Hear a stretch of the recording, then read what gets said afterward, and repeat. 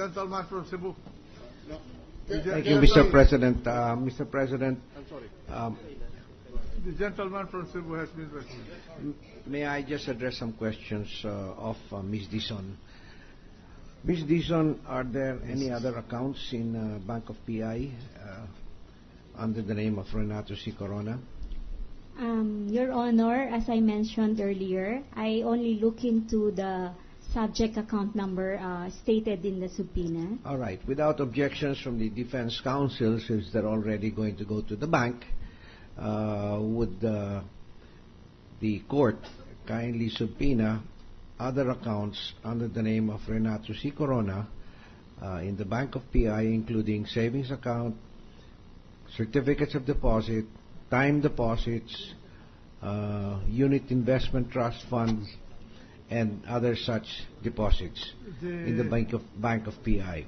I respect the request of the distinguished member of this court, but under the rules, a subpoena must specify the periods involved, the bank accounts involved, and the specific documents required. But that is a fundamental requirement of subpoenas, and so we have to observe that. In fact, we have already made a ruling on that.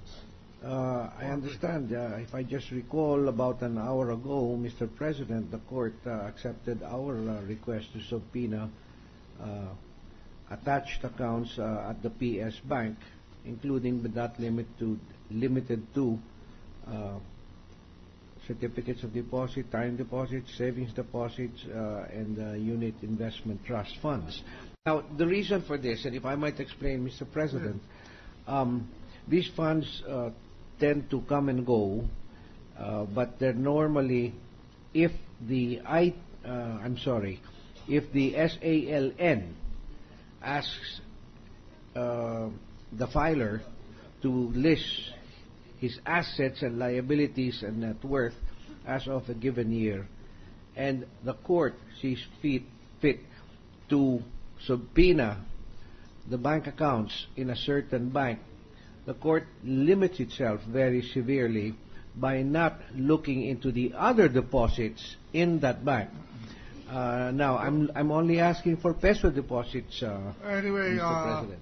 Anyway, this is a peso account under This is a peso account. Republic Act 1405. In an impeachment case, we can look into and inquire into the bank accounts of the respondent. The court will grant it. Thank you very much, Mr. President. The clerk of court is directed to issue the corresponding subpoena. Thank you. The gentleman from Iloilo. Mr. President, may the court be provided with the documents that counsel for the defense has so kindly allowed to be examined in the bank premises? We would also, as members of the court, I believe that we are also entitled to see these documents. Because this is already with the consent of the deposit. Well, that's a reasonable request. So the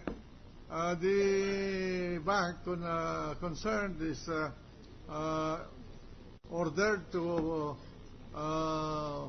submit certified true copies of the bank statements over the period from the time the bank this checking account was opened up to the year ending December 31, 2010.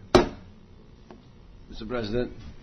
The majority floor leader. Mr. President, there are members of the court who wish to be clarified on the motion for subpoena of Senator Osmeña earlier in today. So may we recognize Senator Pia Cayetano?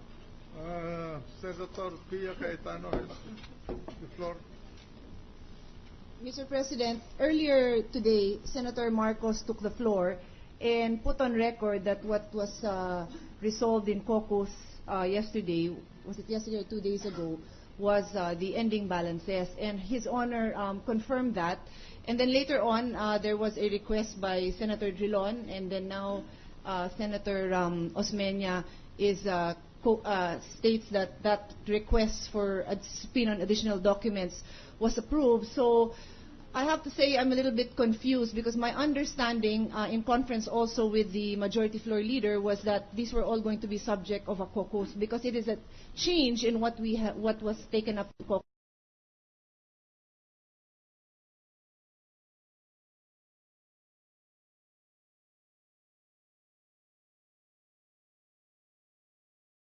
Reference to peso accounts, Mr. President. No, let me explain. The ruling of the court is, as you stated correctly, we had made it a formal ruling that only ending balances would be required. But in the case of this particular account that we are now discussing, in effect, the depositor already gave permission Yes. for the examination of all the accounts year month by month, from the beginning of the opening of this account up to the year ending December 31st, 2010. So then Senator Osmeña, in the face of this development, made a motion to include other bank accounts in this bank, and there was no objection on the part of the depositor, represented by counsel, and that is why the chair has seen fit to issue a ruling, an order rather, to subpoena the records of any bank accounts from this particular bank only. If there are any such bank deposits. Mr. President, I'm looking at the defense, and either they're not listening or it is okay with them, because I am simply reiterating the understanding in caucus. So definitely, if the defense has no problem, I'm not speaking on behalf of the defense.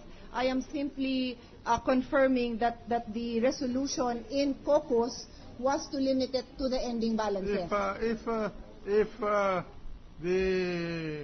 the depositor will seasonably object, then I would enforce our ruling. But it was in fact the depositor that started the request for the production or examination of the monthly bank balances of that current account that was mentioned, involving the Banco de las Islas Filipinas. Besides, Mr. President, Your Honor, with the indulgence of Senator Pia Cayetano, if I may. Yes.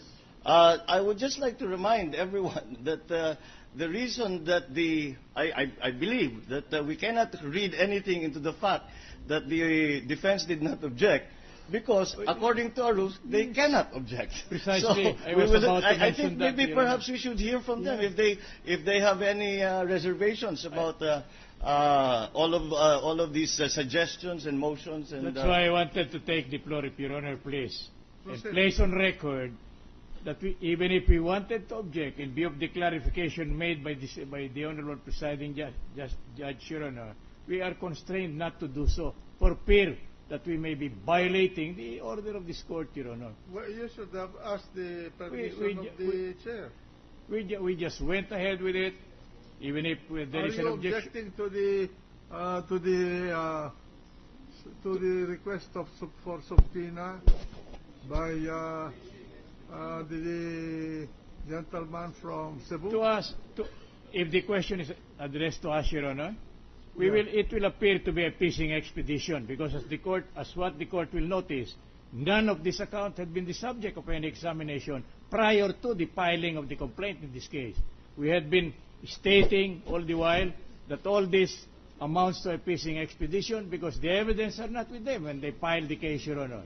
That is not the ordinary procedure. If this may be compared to a criminal case. This is the request of a judge in this, a member of the Senate, not a request of the prosecution service. So the prosecutors. We cannot. So I will leave it to the pleasure.